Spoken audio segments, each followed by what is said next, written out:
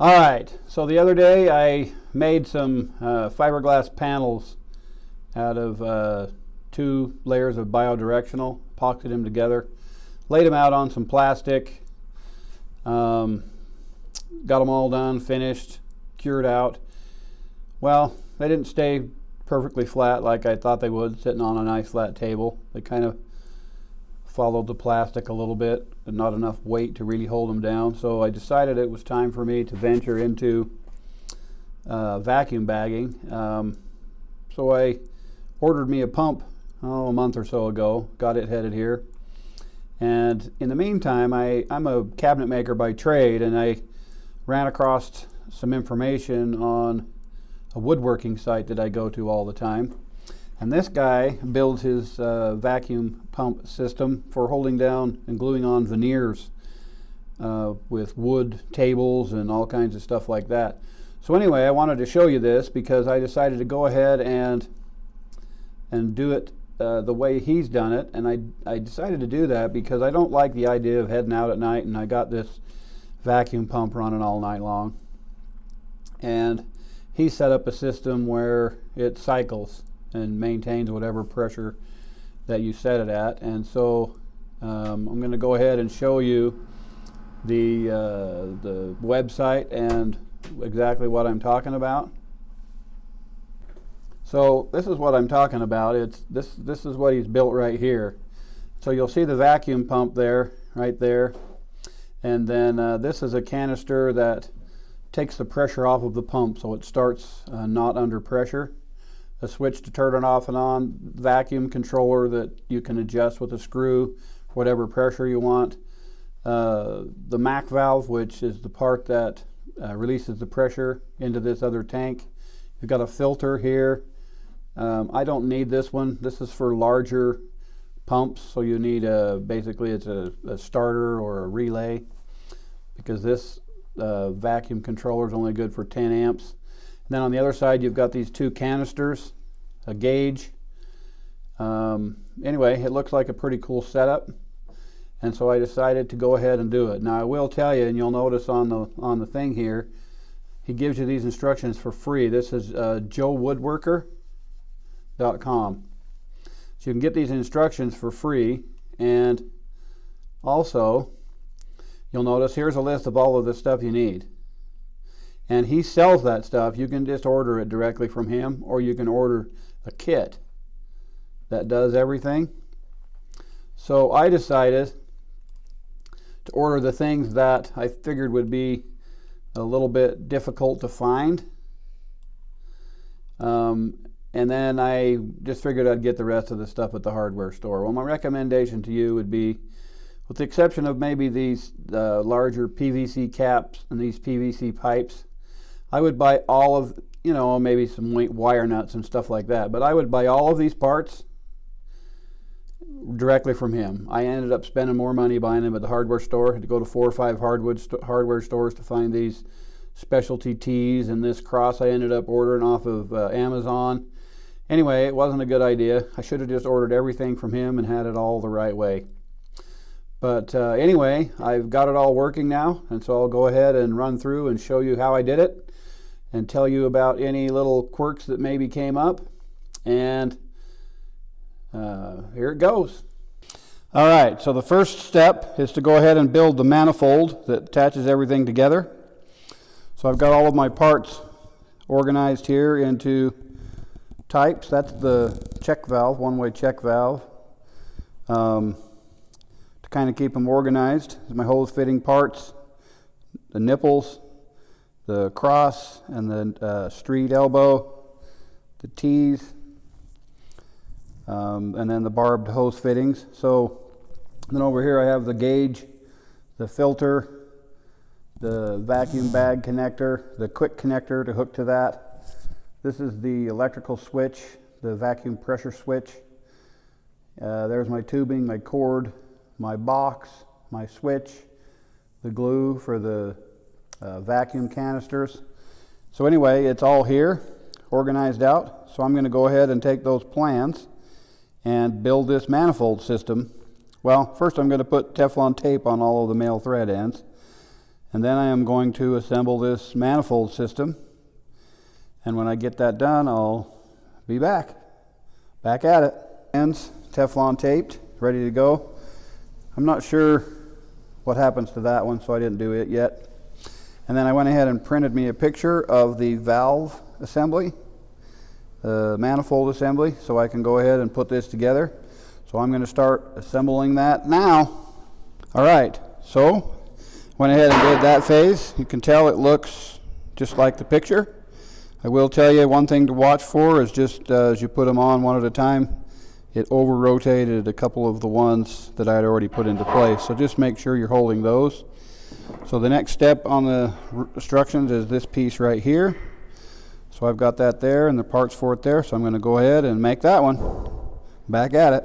So there's that part. I think it looks pretty good. I'm not sure what angle this is on. It doesn't look like it's straight down. So I kind of didn't rotate this one on around. I figured once I get it in place, I can make sure that that's where it wants to be. But anyway, there's that part. I don't have the breather valve, they're calling it, the breather fitting. I don't know, I guess I missed that somehow. I'll need to order and get a breather fitting, make sure no garbage gets in there. That's one of the reasons, like I say, I spent more money buying these parts locally than you would have just buying the kit. So I would just get the kit and then you won't be missing certain items like that. So the next thing on the list for me to do is these vacuum canisters. I will tell you that I already did those. I was waiting for a couple of these brass fittings to come, and so I went ahead and started. I got these done the other day. I did video it, but the video didn't turn out. I don't have it. So anyway, you'll notice here, it'll focus. I got those drilled and tapped. It was a 7/16 inch drill bit and a 1/4 inch national pipe thread tap, and got them glued together just like the plan calls for. That one also. And then I got this small one done as well. So that phase is done. Pretty self-explanatory, but my video in the middle of doing that and tapping it did not turn out. So sure you won't have any problems with that part. Anyway, so I'm going to go get the plans and go on to the next step. So I got those done and actually attached on the manifold. That was the next step. Now I'll tell you another reason just to buy the kit is evidently my little cross fitting right here is a little bit tighter coupled than the one he has. So when I got this all together, my pipes here are actually right next to each other, actually just a little bit of pressure on them. So instead of my 3/4 inch piece that I had made to go between them fitting, I had to actually plane it down on the back side to a 1/2 inch. So the next step was to go ahead and get the wood portions ready to go. So I've got my base, my center handle, and then my T made. This is the piece that'll sit on here between the two vacuum canisters, and then this piece will go on the end of it to clamp the vacuum canisters on. So the next step is to go ahead and get those fastened together. I'll get back at it and check in when I get to that point. So there it is now. I've got the T-brace in, I've got my manifold in, the gauge in, all right there. So anyway, there's that. Now the next process is to mount the pump. So my pump's a little bit different than the ones in the plan. I already had it. So I think I'm going to set it right there. So this assembly right here has to come off of this fitting right here. And so I'm going to kind of put it about right there, which will be straight off of that fitting. I'll need to go get some parts for that because he didn't plan on my pump in his kit. So I will need to take care of that. So that's my next step, is to go get that. I want to get that and get this all in place before I fasten the pump down, just to make sure that everything works. And also in this same phase is mounting the vacuum switch. So I've got the fitting on it. It actually is going to drill a hole right where that orange dot is. Then this fitting goes through the hole and sticks out the other side, and then a tube goes off of it and over onto the top of the manifold, which sends the pressure to the switch.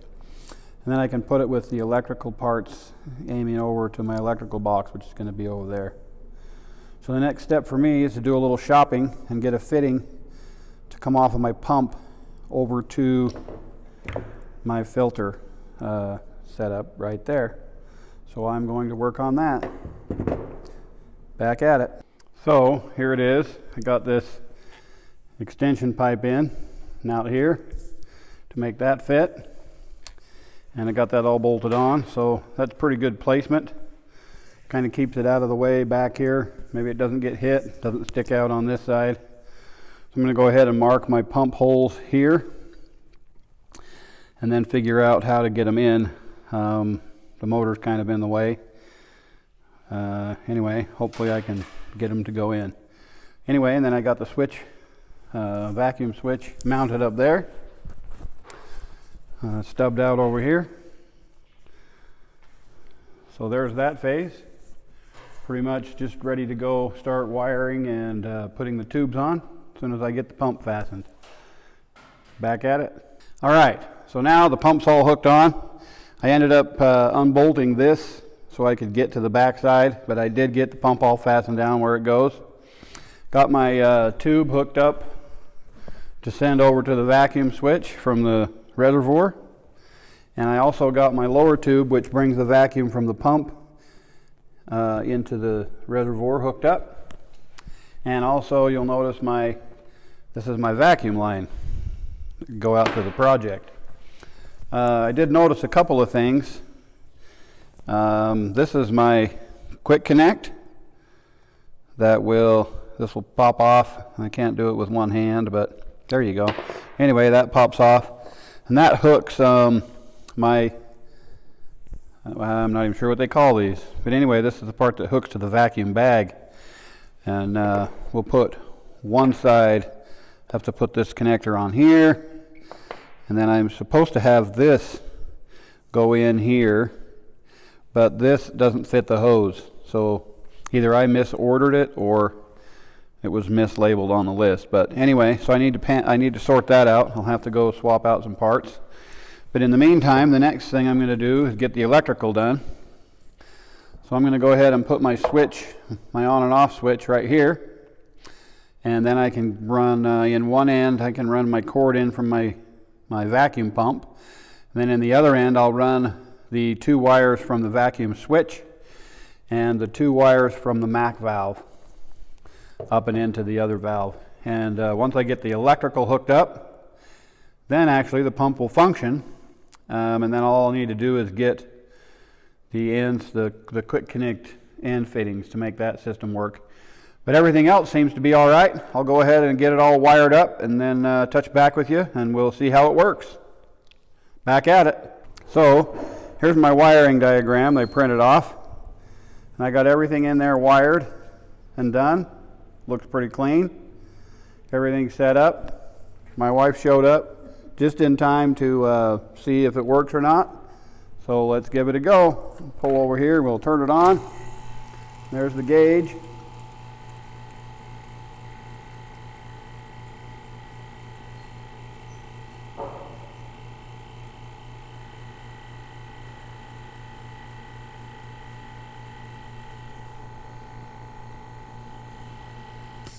Turned off at around 17, negative 17.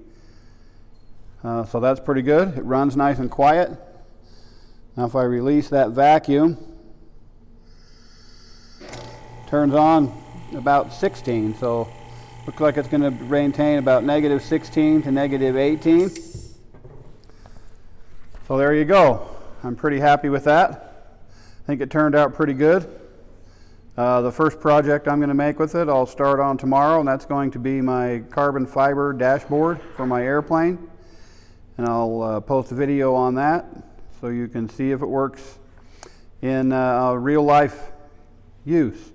Anyway, there it is. If you like this, please press the like button and subscribe to my channel to follow along. And the next video you'll be getting is making of the dashboard. Let's get back at it.